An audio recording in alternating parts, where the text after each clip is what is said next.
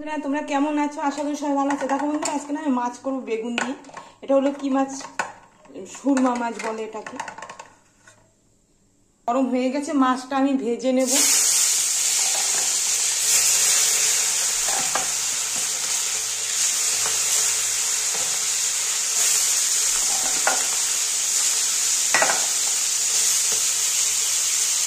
দেখো বেগুনগুলো কেটে ধুয়ে নিয়েছি।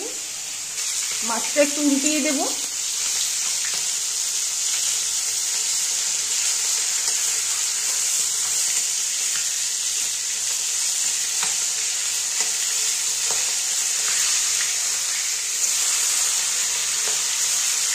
এটা এই মাছটা না ইলিশ মাছের মতোই লাগে, টেস্টটা ওরকমই।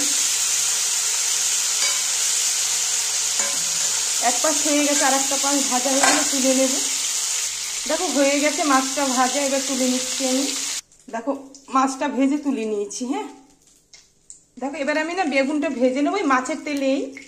দুটো সাদা জিরে দিচ্ছি। দেখো এবার আমি বেগুনটা দিয়ে দেবো। এবার আমি লবণ দেবো, হলুদ গুঁড়ো, ভালো করে ভেজে নেব। ভাজা হয়ে গেলে আবার মশলাটা আমি বেগুনটা ভেজে আর তুলে নেব না, তাই মশলাটা দিয়ে দেবো বেগুনটা ভাজা হলে। দেখো বেগুনটা ভাজা হয়ে গেছে, এবার আমি মশলাটা দিয়ে দেবো। এখানে আছে আদা জিরা, একটু রাঁধুনি বাটা দিয়েছি, আর লঙ্কা বাটা, শুকনো লঙ্কা বাটা। এবার আমি নেড়ে দেবো ভালো করে। এটা ভালো করে কষানো হয়ে গেলে একটু জল দিয়ে দেবো।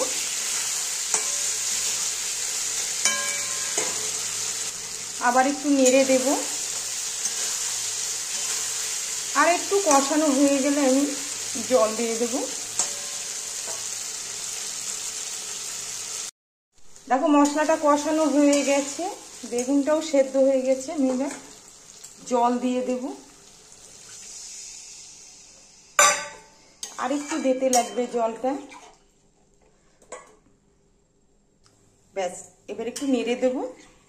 এটা ফুটে উঠলে মাছগুলো দিয়ে দেব। দেখো মাছের ঝোলটা ফুটে গেছে, এবার আমি মাছগুলো সব দিয়ে দিচ্ছি। একবারে ঢেলে দেব। আবার একটু হালকা করে নেড়ে দিচ্ছি।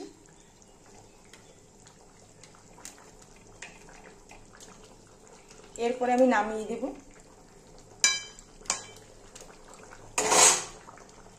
দেখো মাছটা হয়ে গেছে, এবার আমি নামিয়ে দেব।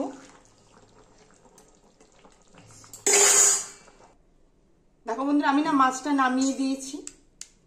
তোমাদের কেমন লাগলো? যদি ভালো লাগে লাইক শেয়ার কমেন্ট করো।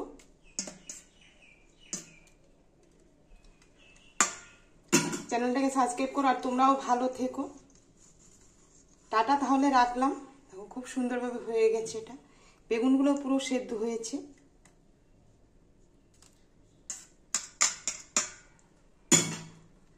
আচ্ছা তাহলে রাখলাম।